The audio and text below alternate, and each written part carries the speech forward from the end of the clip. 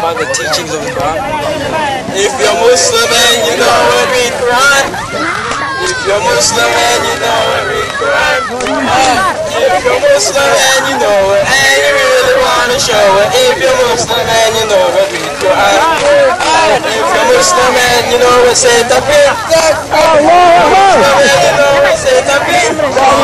If you're Muslim and you know it, and you really want to show it. If you're Muslim and you know it, say takbir. If you're Muslim and you know it, go and pray. If you're Muslim and you know it, go and pray. If you're Muslim and you know it, and you really want to show it. If you're Muslim and you know it, go and pray. These are the teachings of the Quran. If you're Muslim and you know it, read Quran. If you're Muslim and you know it, read Quran. If you're Muslim and you know it, and you really want to show it. If you're Muslim and you know it, read Quran.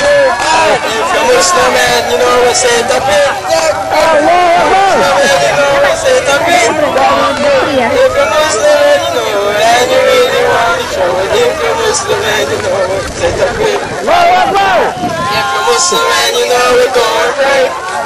If you're Muslim and you know it, go and pray. If you're Muslim and you know it, and you really want to show it. If you're Muslim and you know it, go and pray.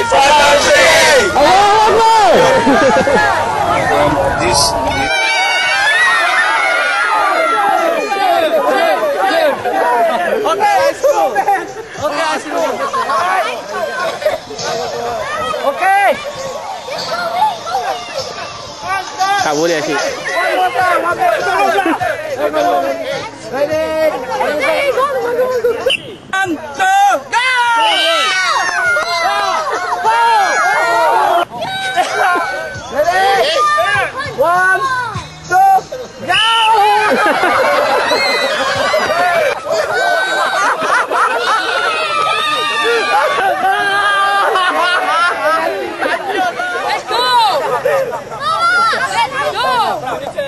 You lost already.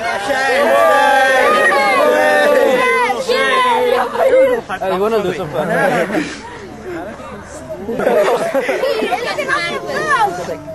Okay, your hand. We have to use our pair of hands. For tomorrow, inshallah, we are going back home, and all of you will be free. Bismillahirrahmanirrahim. First of all, I would like to call one of you, I mean the participants in this program, to ask for their opinion about this program. Kesian Haji Salim kita, dia dah buat program susah, kita kata program ni Allah menyusahkan aku je, kan? Deep from the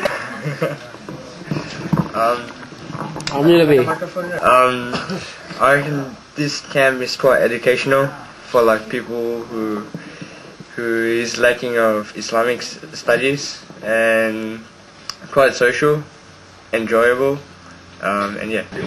Assalamualaikum mak-mak, bapak-bapak. Camp ni bagus. Semua budak-budak mula-mula semua tak nak pergi lah. Semua fikir banyak sembahyang lah, bangun subuh lah.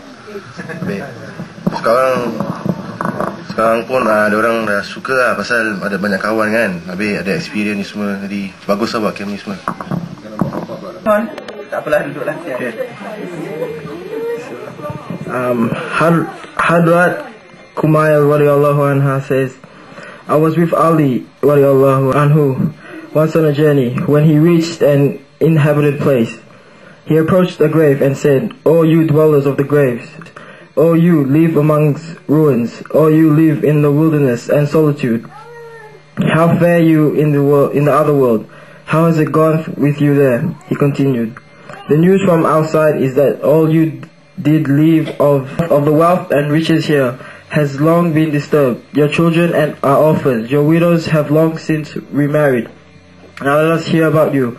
He then turned to me, O Kumail, if they could speak, they would have informed us the best provision for the hereafter is taqwa. Tears welled out of his eyes as he added, O Kumail, The grave is a container of the deeds, but one realizes it only after death. Our good or bad actions are stored up in our graves. It is said in the hadith and that every person meets his good deeds in the grave in the person of an agreeable companion with befriends and consoles him there. But his wicked deeds assume hideous shapes, emitting bad smells, which add to his misery. In another hadith it is said, 3 things accompany a person to his grave, viz. His wealth, as was the prevalent custom among the Arabs of the time, his relatives, and his deeds. His wealth and his relatives turn back after his burial, but his actions go and stay with him in the grave. Once the Prophet ﷺ asked the Sahaba, do you know what relation your relatives, your wealth, and your deeds stand to you? The Sahaba expressed their desire to know it. He replied, it can be likened to a person having 3 brothers. When he is about to die, he calls one of his brothers to ask him and asks him, brother, you know what plight is mine?